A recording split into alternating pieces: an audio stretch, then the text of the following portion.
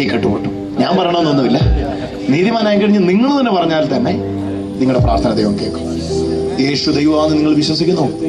വിശ്വസിക്കുന്നു. ഇന്നും വിശ്വസിക്കുന്നു? ഇന്ന് ഞാൻ നേരത്തെ വിശ്വസിക്കുന്നു, ഇന്നും വിശ്വസിക്കുന്നു. ഓക്കെ, പറഞ്ഞ യേശുവേ അങ്ങ് ദൈവമാണെന്ന് ഞാൻ വിശ്വസിക്കുന്നു. ഇങ്ങനെ വിശ്വസിക്കുമ്പോ ഞാൻ നീതിമാനാവുമെന്ന് വചനം പറയുന്നു. അങ്ങനെ നീതിമാനായാൽ നീതിമാന്റെ ശ്രദ്ധയോടുകൂടിയുള്ള പ്രാർത്ഥന വളരെ ഫലിക്കുന്നുവെന്ന് വചനം പറയുന്നു. ഇപ്പൊ യേശുവിന്റെ നാമത്തിൽ എനിക്കത് വേണ്ട, എനിക്ക് സൗഖ്യമാണ്. ആമേൻ. എന്റെ കൈ എനിക്ക് ഉയർത്തണം.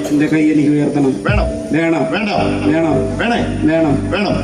ഓക്കെ, കഴിഞ്ഞു. ഇയാളുടെ വിശ്വാസം അയച്ചോ. ഭാര്യ വന്നിട്ടുണ്ടോ?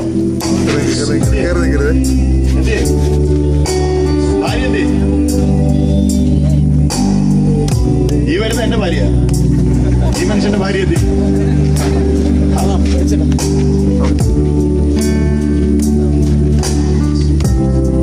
മകളെ, ഇയാള് പറയുന്നത് ശരിയാണോ?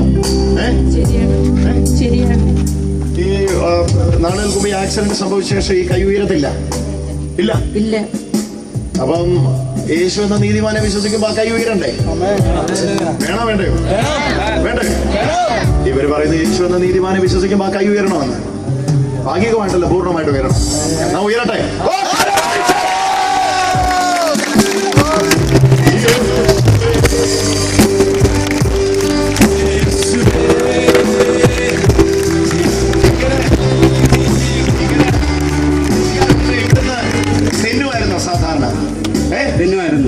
ഇപ്പൊ ഇങ്ങനെ ഉയർത്തിയാൽ ഉടനെ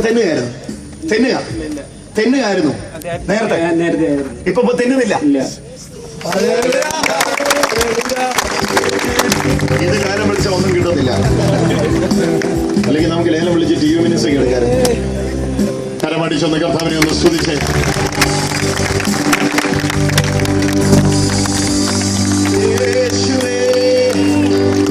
യേശു എന്ന നീതിമാനെ വിശ്വസിക്കാമോ?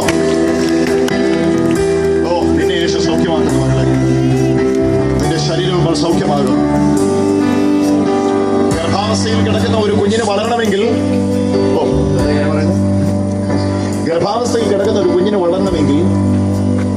ഫ്ലൂയിഡ് ആവശ്യമാണ്. ഫ്ലൂയിഡിനകത്താണ് കുഞ്ഞ് കിടക്കുന്നത്. ഫ്ലൂയിഡിന്റെ അളവ് കുറയും തോറും ആ കുഞ്ഞിന്റെ ജീവനെ അത് വല്ലാതെ ബാധിച്ചിരിക്കുന്നു. ലാസ്റ്റ് സ്കാനിംഗ് റിപ്പോർട്ട് നിന്നോട് പറയുന്നു ഫ്ലൂയിഡ് ലെവൽ താഴുന്നു. പക്ഷെ യേശു നിന്നോട് പറയുന്നു ഞാനിപ്പോൾ സൗഖ്യമാക്കുന്നു. കരമടിച്ചൊന്ന് യേശുവിന്റെ മകത്തെ കൊടുത്ത്.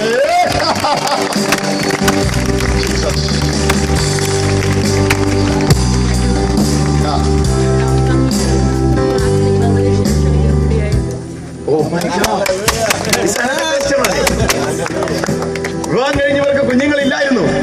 ഏത് മീറ്റിംഗിൽ വെച്ചാൽ അത്ഭുതം നടന്നേ? YMCA ഹാൾ അല്ലേ? നെയ്യാറ്റിങ്കര ടൗൺ ഹാളിൽ നമ്മുടെ മീറ്റിംഗിന് വന്ന കുഞ്ഞുണ്ടായോ?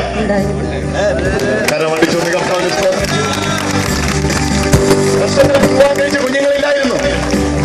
ടൗൺ ഹാളിലെ മീറ്റിംഗിന് വന്നപ്പം എന്താ പ്രാർത്ഥിച്ചിട്ട് പറഞ്ഞേ? ഓർക്കുന്നുണ്ടോ? പോയത് ഒരു കുടുംബം തലമുറയ്ക്ക് വേണ്ടി ഭാരപ്പെടുന്നു. ഒരു തലമുറക്കൊന്ന് അനുഗ്രഹിക്കുന്നു. ഞാൻ ആദ്യം വിശ്വസിച്ചില്ല. എനിക്ക് തന്നെയാണോ അത് വേറെ ആർക്കെങ്കിലാണോ എന്ന്. എന്റെ കൂടെ ചേച്ചി ബന്ധുക്കളൊക്കെ ഉണ്ട്. നിന്നെ തന്നെയാ പറഞ്ഞത്. ഞാൻ വിശ്വസിച്ചു. അന്ന് ഡോക്ടറെ കാണാൻ പോവുകയായിരുന്നു. അപ്പൊ ഡോക്ടർ പറഞ്ഞ് ഇതിന്റെ പ്രഗ്നന്റ് ആവാൻ വേണ്ടിയുള്ള ഗുളി നേരത്തെ ഞാൻ ഒത്തിരി കഴിച്ചിട്ടുണ്ട്, ഒരു ഫലവുമില്ല. കാണാൻ പോയപ്പോ പറഞ്ഞു ഡേറ്റ് കഴിഞ്ഞു, ഇനി അടുത്ത മാസം വേണമെങ്കിൽ അത് തരാ ഗുളിയ. വെറും വിറ്റാമിന്റെ ഗുളിയ മാത്രമേ തന്നുള്ളൂ. ആ മാസം തന്നെ ഞാൻ ഗർഭിണിയാവും.